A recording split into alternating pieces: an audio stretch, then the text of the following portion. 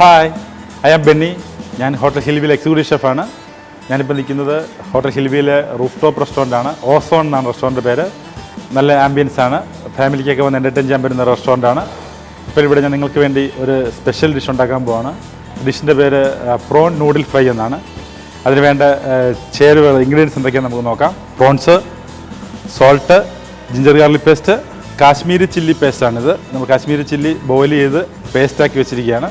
Vermicelli, ഇതാണ് നമ്മുടെ നൂഡിലായിട്ട് ഇതിനകത്ത് നമ്മൾ ആഡ് ചെയ്യാൻ പോകുന്നത്. Vermicelli, maida, cornflour, lime juice, tomato sauce, egg, ഇത്രയും സാധനങ്ങളാണ് നമ്മളിതിന് വേണ്ടി ഉപയോഗിക്കുന്നത്. കുറച്ച് ഓയിലും അത് ഫ്രൈ ചെയ്യാനായിട്ട്.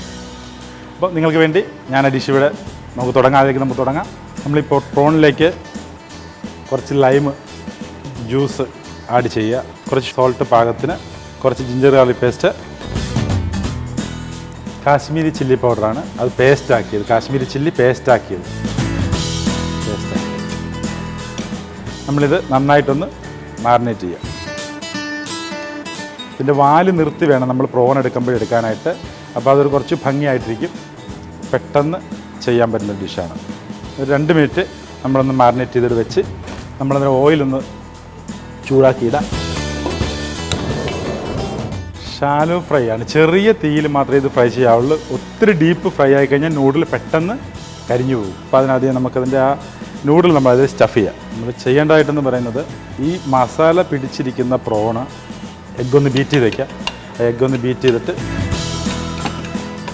ഈ പ്രോണ് നമ്മൾ ഈ മൈദയിലൊന്ന് ഡസ്റ്റ് ചെയ്തതിന് ശേഷം നമ്മൾ ഈ എഗ്ഗിൽ നമ്മളിതൊന്ന് ഡിപ്പ് ചെയ്തിട്ട് നമ്മൾ ഈ നൂഡിലിൽ നമ്മളിതൊന്ന് ഇങ്ങനെ വെക്കുമ്പോൾ ഇതിൽ നല്ല ശരിക്ക് ഇങ്ങനെ പിടിച്ചിരിക്കും.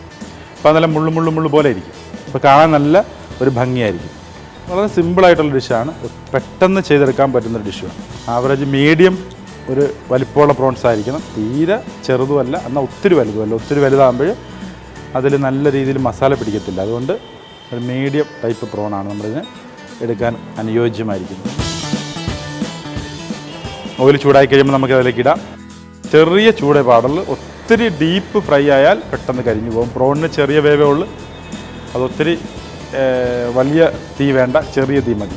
ഏകദേശം ഓയിൽ ചൂടായിട്ടുണ്ട്, നമുക്കിതിലേക്ക് ഇത് ഇടാം. ഡീപ്പ് ഫ്രൈ അല്ല, അത് പ്രത്യേകം ശ്രദ്ധിക്കണം, അല്ലെങ്കിൽ നമ്മൾ ഈ സ്റ്റഫ് ചെയ്തിരിക്കുന്ന ഈ നൂഡിലൊക്കെ കരിഞ്ഞു പോകും. അപ്പോൾ ചെറിയ തീയിലായിരിക്കണം നമ്മളിതിലുണ്ട്. പ്രോണ് ഏകദേശം നല്ല ഫ്രൈ ആകുമ്പോൾ ഇത് ഓയിലിൻ്റെ മേളിൽ ഇങ്ങനെ പൊങ്ങി വരും. അപ്പോൾ നമുക്കറിയാം പ്രോൺ ഏകദേശം കുക്കായി. അപ്പോൾ തന്നെ നമുക്കത് ഒരു സ്റ്റെയ്നറിലേക്ക് നമുക്ക് കോരി മാറ്റാവുന്നതാണ്. ഏകദേശം കുറച്ചും കൂടി കുക്കാകാനുണ്ട്. അപ്പോഴും ശ്രദ്ധിക്കേണ്ടത് ചെറിയ തീയിൽ ഇത് കുക്ക് ചെയ്യാവുള്ളൂ. കാരണം തീ കൂടിക്കഴിഞ്ഞാൽ കരിഞ്ഞു പോകും, പിന്നെ അത് ടേസ്റ്റി ആയിരിക്കും. ഒരു പ്ലേറ്റ് ഗാർണിഷ് നമ്മൾ വെച്ചിട്ടുണ്ട് നല്ല ഭംഗിയായിട്ട്. അപ്പോൾ ഇതിലേക്ക് നമ്മൾ ഈ പ്രോണ് നമുക്ക് വയ്ക്കാം.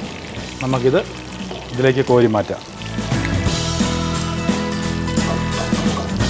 അപ്പോൾ പൂർണ്ണമായിട്ടും അത് നല്ലൊരു കുക്കായി വളരെ ഭംഗിയായിട്ട് തന്നെ ഇരിപ്പുണ്ട്. അതിൻ്റെ ആ മുള്ളു പോലെ അതിൻ്റെ നൂഡിലൊക്കെ അതിൽ പിടിച്ചിരിപ്പുണ്ട്.